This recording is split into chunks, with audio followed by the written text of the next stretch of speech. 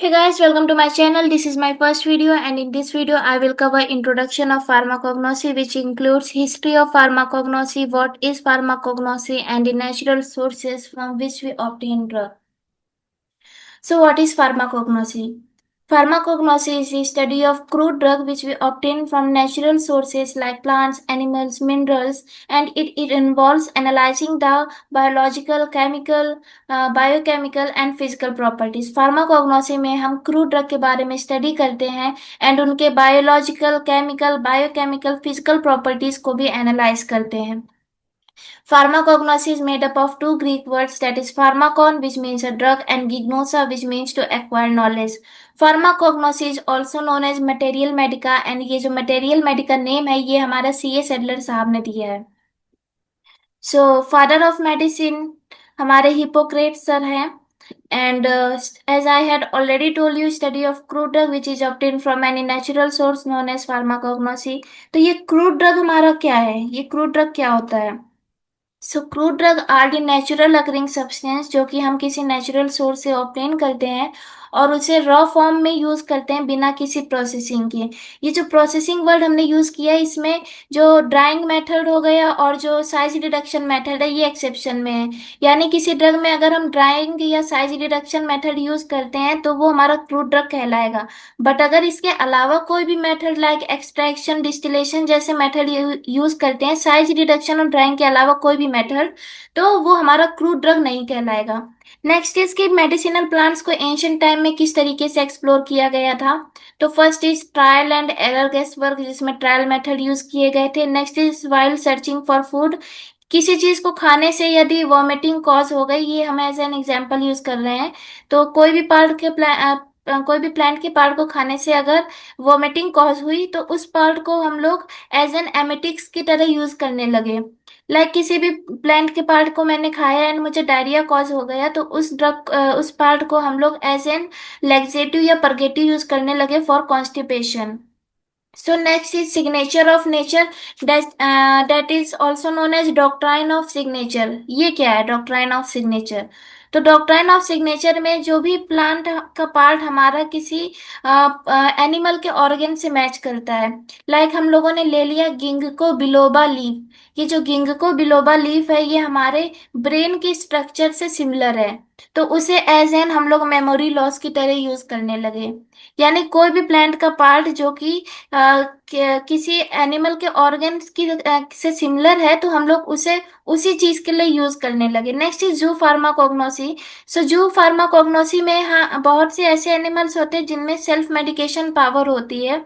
तो उसको स्टडी करना कि हाँ ये ड्रग ले रहे हैं जिससे इनको ये फायदा हो रहा है, उस चीज को ऑब्जर्व करके हम लोगों ने भी उसे अपने ऊपर इम्प्लीमेंट किया. That is known as the zoopharmacognosy self medication power के बारे में स्टडी करते हैं. Next is accidental discovery. So बहुत से ऐसे ड्रग हैं जो कि एक्सीडेंटली डिस्कवर हुए like quinine from cinchona bark and insulin penicillin. ये सारे जो ड्रग्स हैं ये एक्सीडेंटली डिस्कवर हुए हैं. एंड एग्जाम्पल में हम लोग ले लेते हैं कैनाबिस जो कि एक साइकोट्रिक इफेक्ट शो करता है. तो कैनाबिस के सीड हम लोग एज ए न्यूट्रिशन की तरह यूज करते थे. एक्सीडेंटली हमने उसका फ्लावर भी कंज्यूम कर लिया and that shows like psychotropic effect, जिसकी वजह से हम लोग उस फ्लावर का जो पार्ट है उसको हम लोग एज एन साइकोट्रिक इफेक्ट के लिए यूज करने लगे. सो नेक्स्ट चीज हमारा हिस्ट्री ऑफ फार्माकोग्नोसी. तो हिस्ट्री ऑफ फार्माकोग्नोसी तो बहुत बड़ी है. हिस्ट्री ऑफ फार्माकोग्नोसी में हम लोग बेसिकली चार टाइप के हिस्ट्री को पढ़ेंगे which is ancient India, ancient China, ancient Egypt and ancient Rome and German. So ancient India में हम तीन चीजें पढ़ेंगे, that is Charaka Samhita, Sushruta Samhita and Ashtanga Hridaya Samhita. चरक संहिता हमारा मेडिसिनल प्लांट्स के बारे में बताता है. इसमें 50 ग्रुप्स ऑफ 10 हर्ब्स के बारे में बताया गया है. सुश्रुत संहिता में हमारे सर्जिकल प्रोसीजर के बारे में बताया गया जिसमें 760 herbs in 7 different sets present है based on their some common properties. 760 herbs को 7 डिफरेंट सेट्स में कॉमन प्रॉपर्टीज के बेसिस पे क्लासिफाई कर दिया गया है. अष्टांग हृदय संहिता हमारा नेचुरल हर्ब्स के बारे में बताता है. Next is ancient China. Ancient China में शेन नंग हमारे हैं जिन्होंने पेंटी साओ बुक लिखी है which is known as oldest known herbal book. Shen Nung ने हमारे 365 नेटिव ड्रग्स के बारे में बताया है। Next is ancient Egypt. इसमें इबर्स पेपायरस स्मिथ पेपायरस जिन्होंने 700 प्रिस्क्रिप्शन के बारे में बताया गया है। Next is ancient Rome and German. इसमें हिपोक्रेट्स हमारे known as father of medicine. Aristotle जिन्होंने एनिमल किंगडम के बारे में बताया। थियोफ्रेस्टस जिन्होंने प्लांट किंगडम के बारे में बताया। डायोस्कोराइड जिन्होंने नेचुरल हर्ब्स के बारे में बताया है।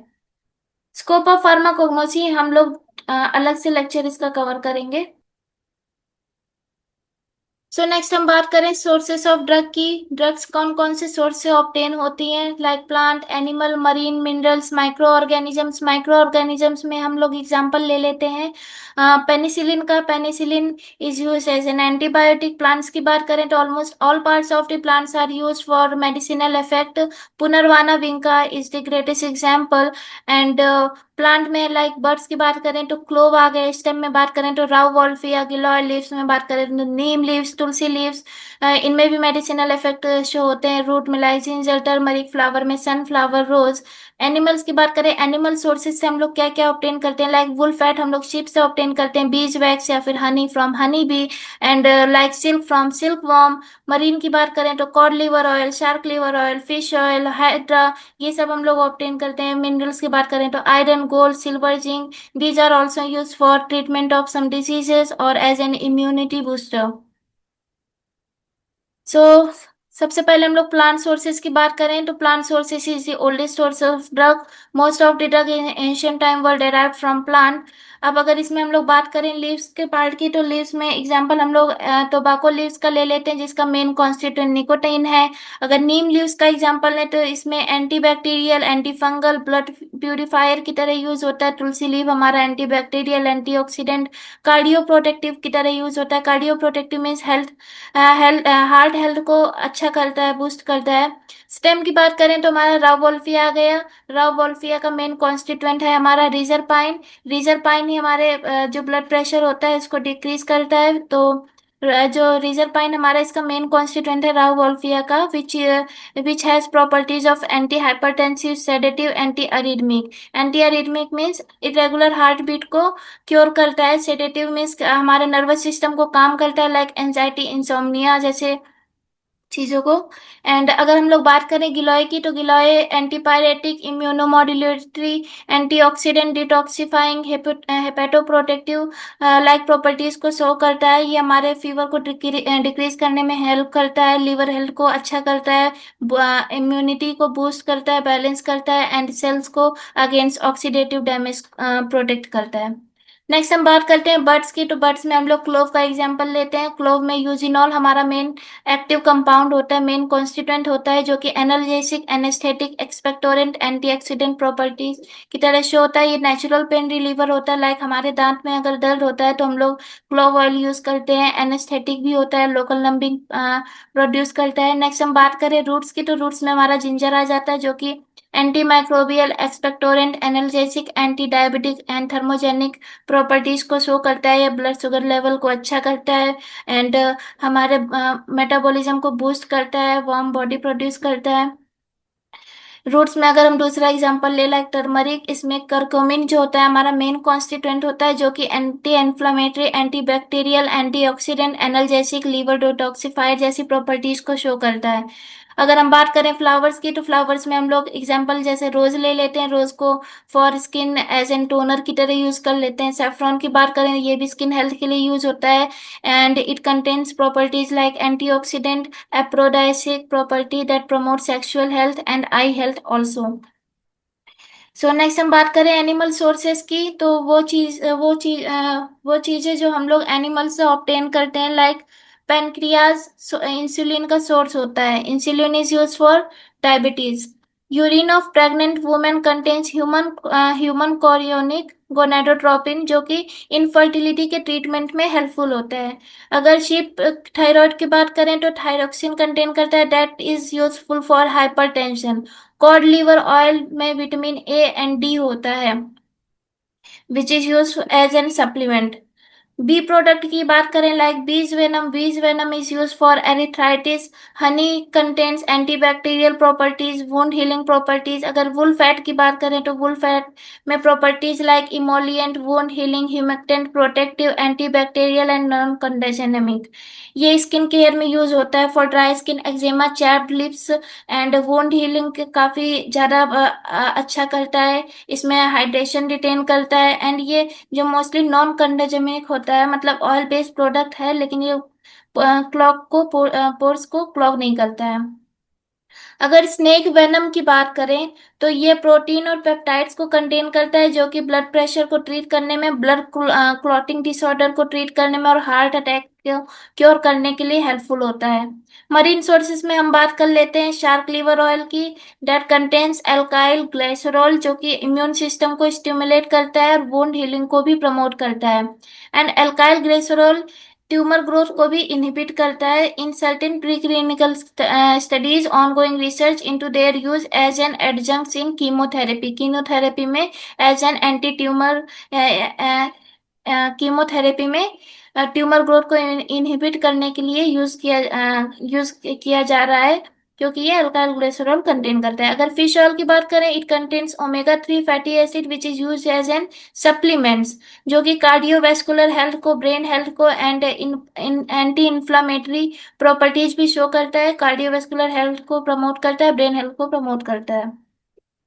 एंड मरीन सोर्स में हमारा हाइड्रा भी आ जाता है, that is use as an regenerative medicine, क्योंकि ये टिश्यूज को रीजनरेट करता है, regrow body parts, which leads to therapies for tissue generation and wound healing in humans. Treat it also treat degenerative diseases। Anti ageing and longevity properties को भी show करता है hydra stem cell, जो कि youthfulness को maintain करता है। It also shows anti microbial properties and antiviral properties, जो कि बायोएक्टिव पेप्टाइड इसमें कंटेन होता है, which is use to develop new antibiotic.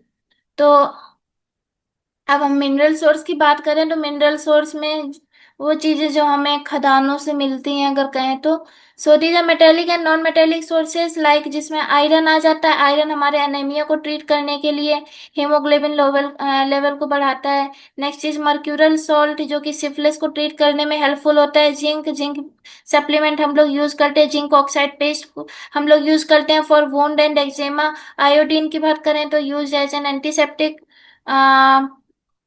Gold salts की बात करें तो एरिथ्राइटिस के लिए यूज होता है। Next is like miscellaneous sources में, लाइक हमारा फ्लोरीन आ गए, use as an antiseptic. Borax आ गए, use as an antiseptic. Selenium example हो गए, जो कि एंटी डैंड्रफ शैम्पूज में यूज होता है। पेट्रोलियम की बात करें so it is use as an liquid paraffin. और बस हमारे सारे टॉपिक्स कवर हो गए। Pharmacognosy, sources of pharmacognosy, history of pharmacognosy, and in next lecture we will cover scope of pharmacognosy as well. So thank you.